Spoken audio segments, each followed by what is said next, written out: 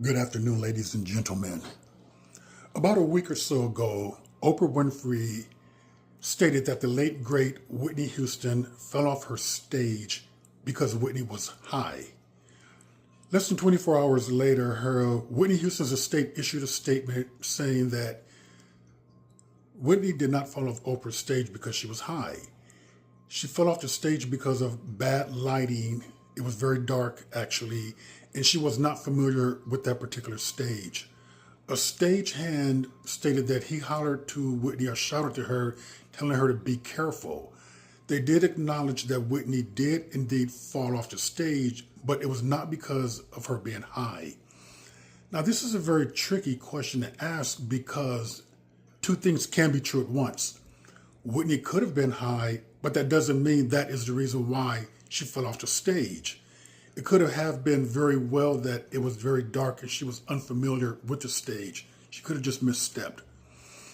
And when Oprah made that particular statement, she received a lot of backlash because reportedly she told her studio audience, please do not let any type of film or if you taped it, do not allow it to get out because she wanted to protect Whitney. But yet she's telling a story that many of us would not have even known about. And what's funny is that many people have stated that they have been to talk shows in the past. And they said that one thing in common is that phones, cameras, video equipment are confiscated at the door. So let's see if we can unravel some of the truth of this particular incident. Please give us guidance here. Did Whitney Houston fall off Oprah's stage because she was high?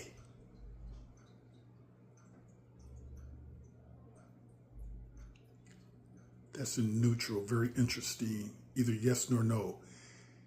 Did Whitney Houston fall off Oprah's stage because the stage was dark and she was unfamiliar with it? I say yes. Thank you very much. Thank you. So it goes back to what I was saying, that two things can be true at once. Oprah could have seen that Whitney was high and was thinking that the reason why Whitney fell off the stage is because she was high. But Oprah's alleviating or trying to get past the fact that it was really more of like her company's fault or her fault that the stage was so dark and Whitney was not familiar with it. Did Oprah's staff confiscate? Were cameras, video equipment, recordings confiscated at the door? That's a yes. They were confiscated. So if they were confiscated, why is Oprah stating that she asked people not to release any type of recordings?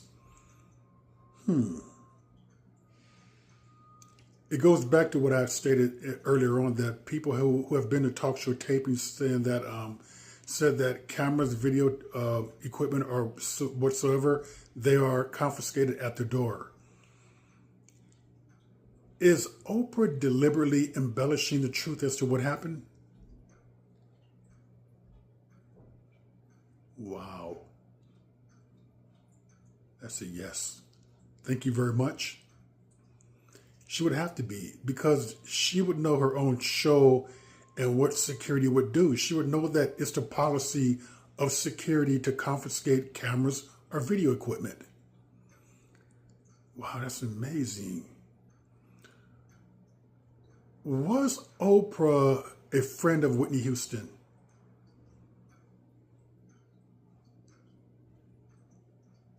That neutral simply means not a friend, not an enemy. Okay.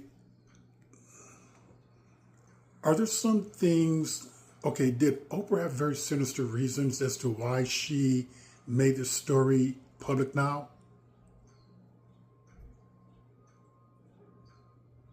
Majority yes, and a slight no, so 80% sinister reasons.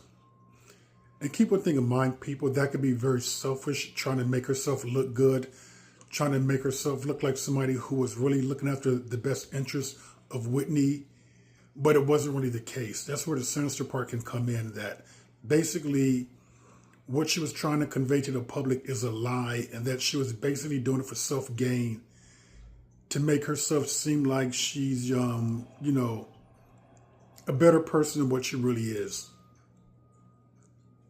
It's interesting. Is Oprah Winfrey hurt from the backlash that she received from the public?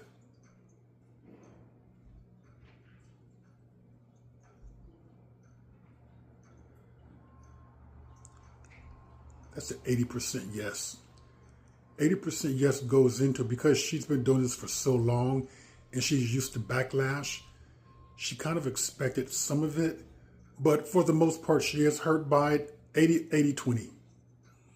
80% hurt, 20% she's okay with it. Thank you very much. Thank you very much. And thank you guys.